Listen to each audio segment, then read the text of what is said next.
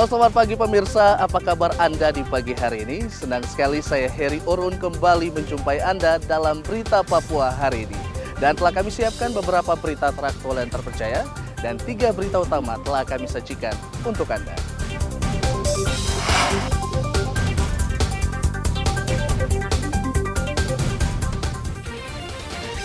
Empat warga Asmat tewas karena menenggak minuman keras oplosan.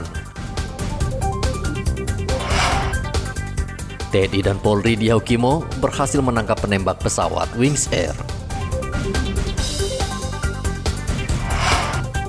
Sekelompok warga berunjuk rasa mendesak KPU membatalkan rekapitulasi suara tingkat distrik.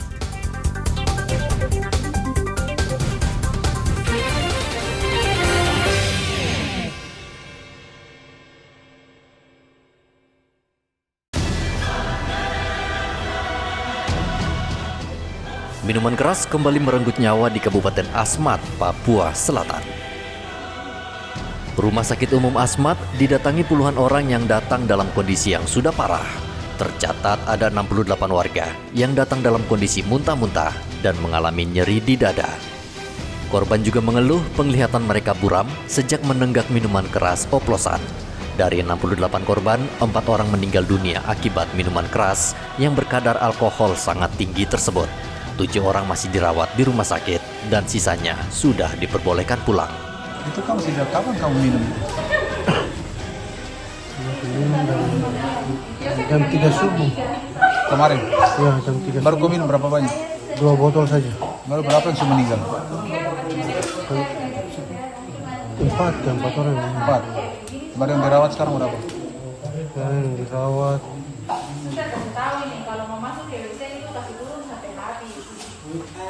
7. 7 kali. Terus kamu dapat minuman dari mana? Ya tahu Pak, Kau dapat dari mana?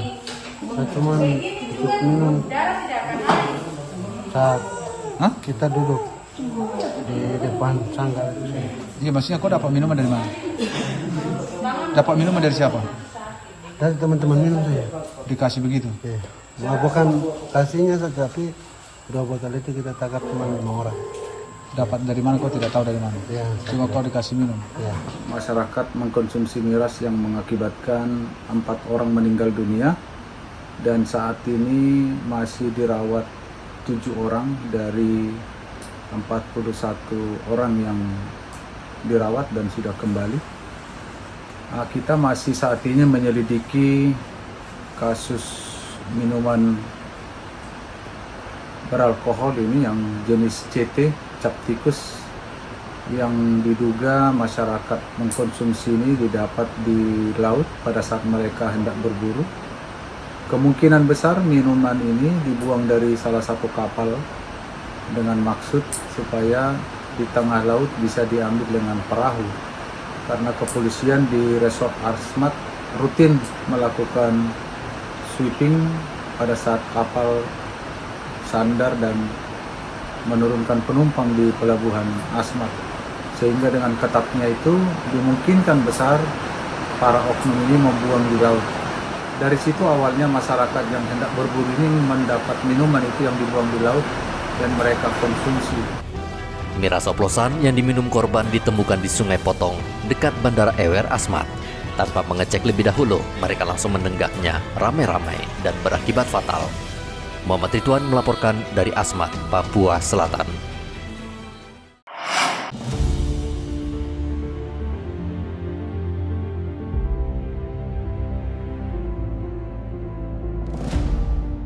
Polisi dan tentara di Kabupaten Yaukimo meringkus 3 penembak pesawat Wings Air. 1 pelaku tewas ditembak, sementara 2 pelaku berhasil diringkus. 3 anggota KKB Yaukimo itu diringkus di Kalibrasa saat akan melakukan aksinya di ujung bandara Nop Goliat. Sempat terjadi baku tembak sebelum 3 anggota KKB itu ditangkap. Nah, ini kan hasil dari pengembangan kejadian sebelumnya.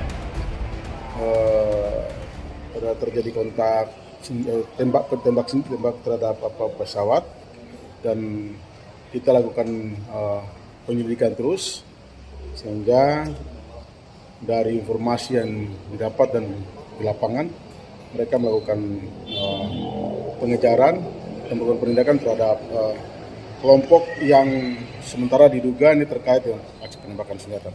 Nah, memang ada padanya kita menemukan dokumen-dokumen terkait dengan organisasi Papua Merdeka, termasuk ada munisi dan sejenisnya ya, ada senjata rakitan juga. Nah ini mudah-mudahan ini dugaan yang kita duga ini bisa diperkuat dengan alat bukti yang ada. Tentunya kita terus akan berkembang, mengembangkan apa yang sudah hasil dari tindakan kemarin. Siapapun yang melakukan kegiatan sejenis pasti akan dilakukan penegakan hukum. Polisi dan tentara masih mengejar 7 pelaku lain yang melarikan diri ke arah Sungai Brasa Atas. Pekan lalu, pesawat Wings Air yang membawa 36 penumpang dari Jayapura ke Yaukimo ditembak kelompok kriminal bersenjata saat mendarat di Bandara Nop Goliat Dekai. Arthur melaporkan dari Yaukimo, Papua Pegunungan.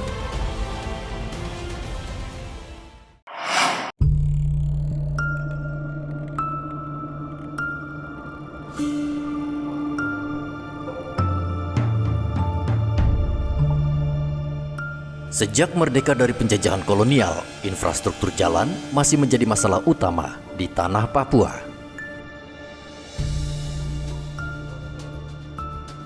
Lihatlah jalan utama dari Merauke menuju distrik Naukenjerai dan sekitarnya.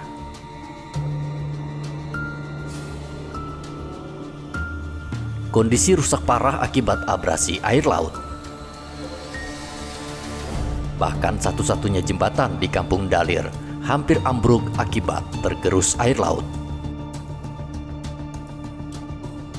Jika jembatan ini tidak ada, praktis warga di sini tidak bisa ke Merauke, mengunjungi kerabat atau berbelanja, memenuhi kebutuhan sehari-hari.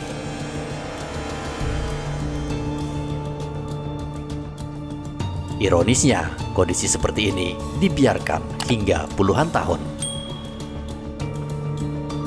Pemerintah seolah berpangku tangan melihat sebagian warganya menderita setiap ketika melintasi jalan ini.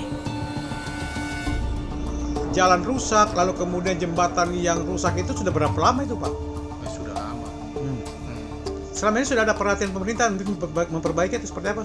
Ya seperti biasa, masyarakat, swadaya masyarakat, mereka tambah-tambah karena kalau tidak diperbaiki kan tidak bisa lewat. Itu akses jalan satu-satunya ya? Iya, satu-satunya. Satu-satunya. Jadi kalau sudah macam jembatan itu tidak bisa lewat lagi? Tidak bisa, kecuali nanti lewat pantai. Lewat pantai ya? Iya. Nah itu penyebab utamanya memang dari abrasi air laut atau seperti apa, Pak? Iya, abrasi lah. Abrasi. Abrasi. Ini sudah parah sekali. Jadi yang tadinya kita bisa lewat aspal masih ada di jalan itu sekarang sudah tidak ada. Jadi betul-betul kalau mau dilihat secara ininya tuh parah sekali. Parah sekali ya. Parah sekali. Kalau jarak tempuh apa juga mengganggu waktunya, menambah waktu? Ya, jelas. Kalau umpamanya apalagi musim hujan ya, itu jelas 2 kali lipat. Biasanya berapa jam kalau nyampe di? Ya biasanya ke sana itu paling 1 jam. Ya, kalau sekarang ya lebih dari 2 jam lah. Nah, sebagai pengguna jalan dan jembatan tersebut, lalu apa harapan Anda sebagai? Harapan saya kalau bisa ya pemerintah juga pergi datang lihat-lihat di sana. Kasihan. Masyarakat itu bukan hanya masyarakat tapi pekerja, pegawai dan lain-lain itu melewati jalan itu. Masyarakat yang ada di sana tidak perlu dibantu macam-macam jalan. Jalan saja. Jalan, iya. Karena kalau dengan jalan begitu aktivitas mereka untuk kirim mereka punya hasil panen dan lain-lain itu ada. Jadi masyarakat itu dia bisa hidup. Kalau umpamanya dibiarkan begini nanti jadi sengsara semua. Pemerintah juga nanti kan susah.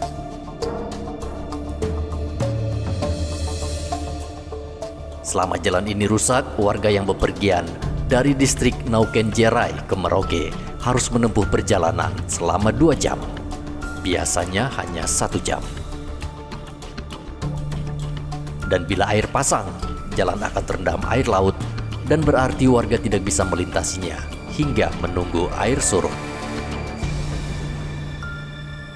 Muhammad Ridwan melaporkan dari Merauke, Papua Selatan.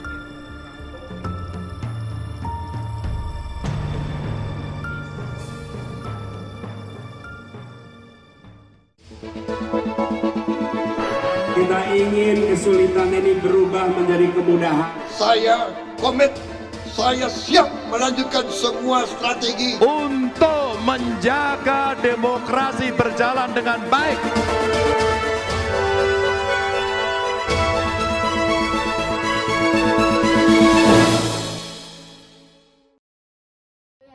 saya ulang lagi, saya pastikan Ketua DPR.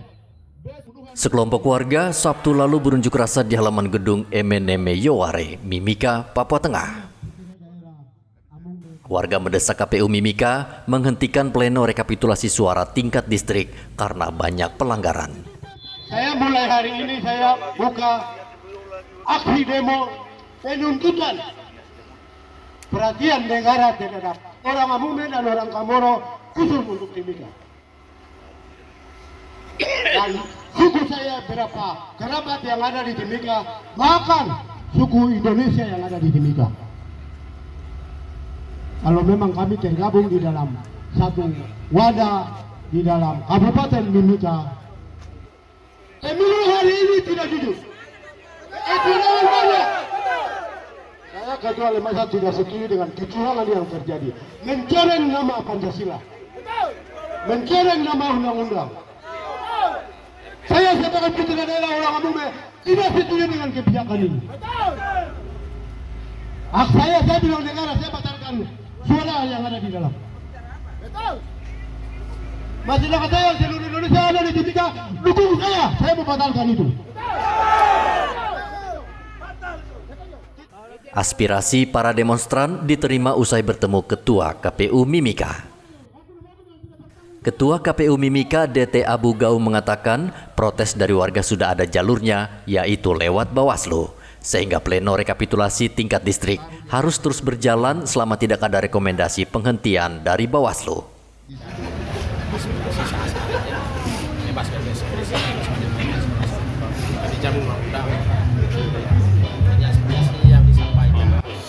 Kami terima, kami akan pelajari, dan kami akan cari waktu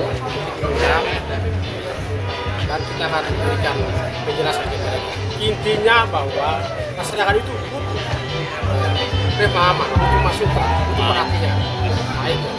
Kalau sudah mengerti, sudah paham jalurnya, cara bermainnya, sudah paham itu tidak bakalan mereka protes lagi. Demo yang berlangsung itu tidak mengganggu jalannya pleno tingkat distrik dan dijaga ketat kepolisian. Igobat Momolin melaporkan dari Mimika, Papua Tengah.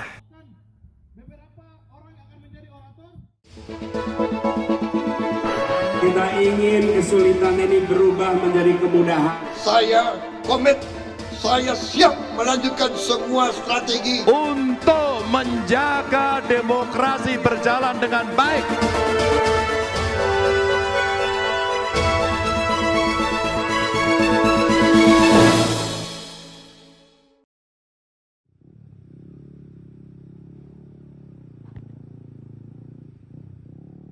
Saat pemilu berlangsung, banyak polisi yang harus bertugas di kawasan terjauh dan terluar di Papua Selatan. Pekerjaan ini tidak mudah dan butuh perjuangan yang berat. Saat ini masih banyak polisi yang berada di distrik Kimam, Tabonji, Ilwayap, Kuantur, dan distrik Padua. Mereka harus mengawal kembali logistik, khususnya surat suara. Namun, tidak mudah karena transportasi yang sulit dan jalan yang rusak parah, sehingga mereka harus menginap di tengah perjalanan. Hingga saat ini mereka belum tiba di Merauke dan masih dalam perjalanan. Ya memang kan sampai sekarang masih di lapangan nih. Masih ada di PPD di distrik-distrik karena ada yang belum pleno, ada yang sudah bergeser, ada yang masih di distrik apa tapi nunggu kapal gitu. Mereka masih ada yang melekat di situ. Kawasan terluar dan terjauh selama ini hanya dapat ditembus dengan menggunakan transportasi laut. Sebagian lagi bisa dijangkau melalui darat dengan menggunakan motor atau mobil. Namun dengan cuaca hujan saat ini, kondisi jalan sulit dilalui karena berlubang dan penuh genangan air. Muhammad Ridwan melaporkan dari Merauke, Papua Selatan.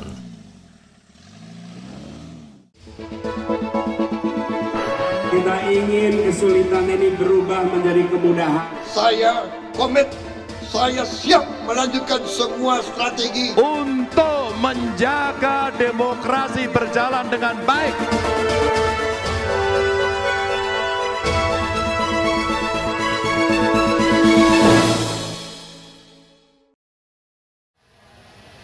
Dari 18 distrik yang ada di Mimika, Papua Tengah, baru 3 distrik yang menyelesaikan rekapitulasi suara. Masih ada 15 distrik yang saat ini masih menggelar rapat pleno rekapitulasi suara. Anggota KPU Mimika, Hieronymus Kiaruma, mengatakan KPU masih punya waktu dan rekapitulasi saat ini masih sesuai jadwal. Sudah clear itu baru 3 distrik. Baru 3 distrik yang sudah clear.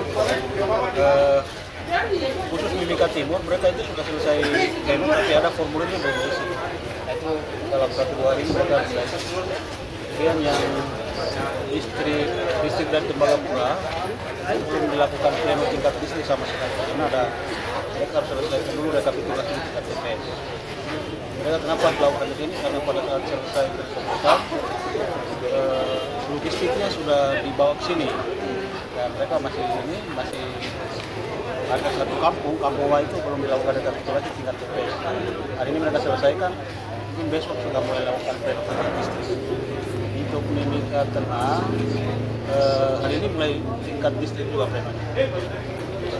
Yang sama juga di Jita juga mereka lakukan rekapitulasi TPS di sini. Mungkin mulai besok mereka lakukan pleno tingkat distrik. Iwaka sudah tinggal provinsi dengan kabupaten sama DPRD ya, Iwaka. Yang lain sudah semua. Untuk presiden sudah ya? Untuk presiden sudah semua, sebagian besar sudah. Yang presiden sebagian besar sudah. Sebagian besar distrik yang menggelar rekapitulasi sudah menyelesaikan rekap suara Pilpres dan berlanjut ke penghitungan suara DPD, DPR RI, dan DPRD Kabupaten. Igobat Momolin melaporkan dari Mimika, Papua Tengah.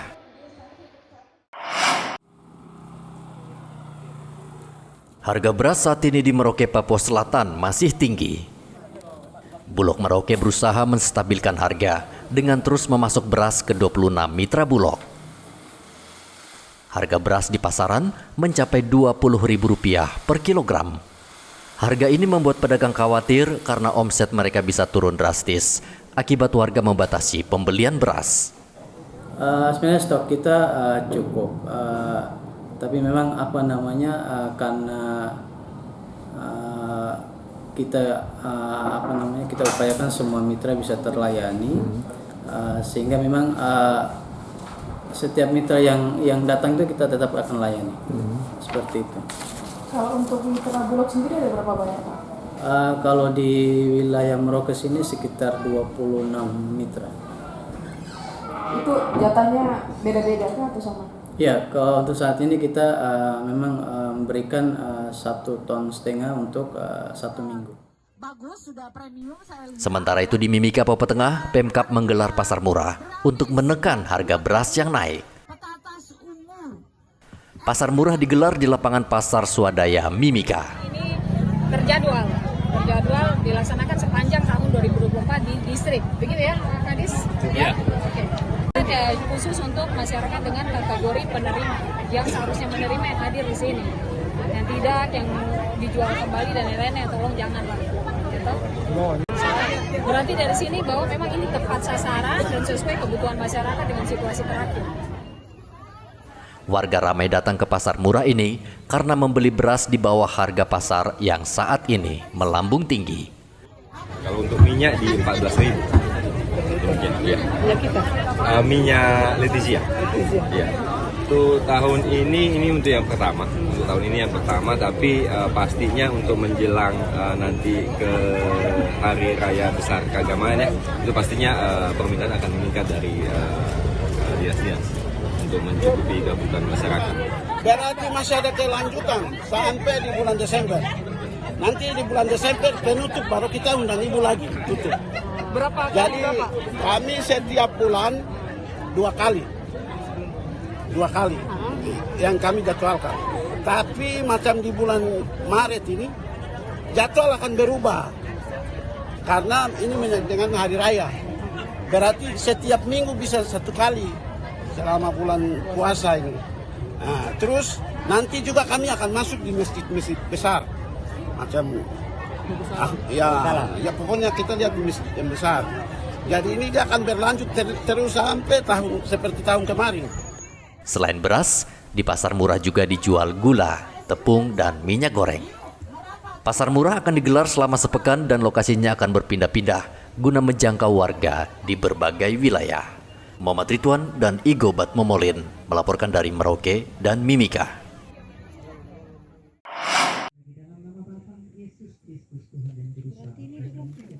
Petani di Arso 9, Kabupaten Kerom, memanen cabai di lahan seluas 1 hektar. Hasil panen cukup melimpah dengan kualitas cabai yang baik. Karena saat ini komoditas cabai harganya mulai melonjak, apalagi menjelang bulan Ramadan. Penjabat Gubernur Provinsi Papua Muhammad Ridwan Rumah Sukun bersama Bupati Kerom Peter Gusbager ikut panen bersama warga.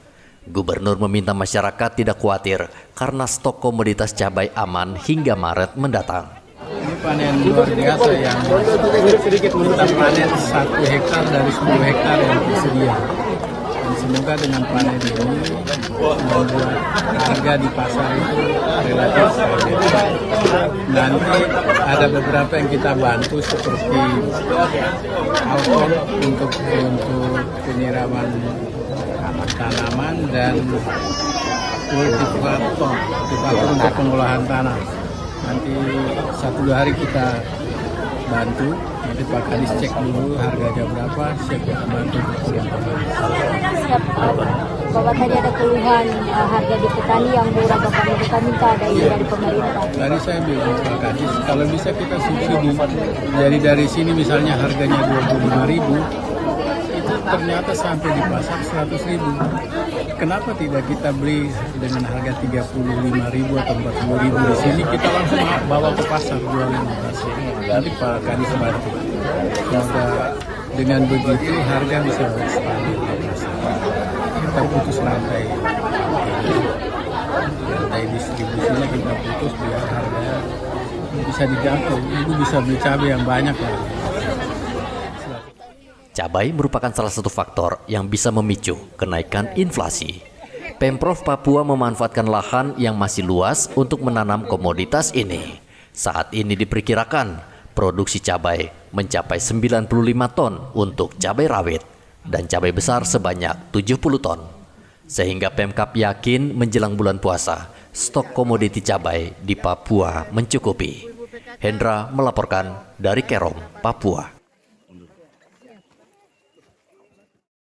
Pemirsa, informasi tadi mengakhiri jumpa kita dalam Berita Papua hari ini. Saya Heri Orun, mewakili seluruh kerabat kerja yang bertugas, mengucapkan terima kasih untuk kebersamaan Anda. Selamat pagi, selamat beraktivitas, dan wanyam.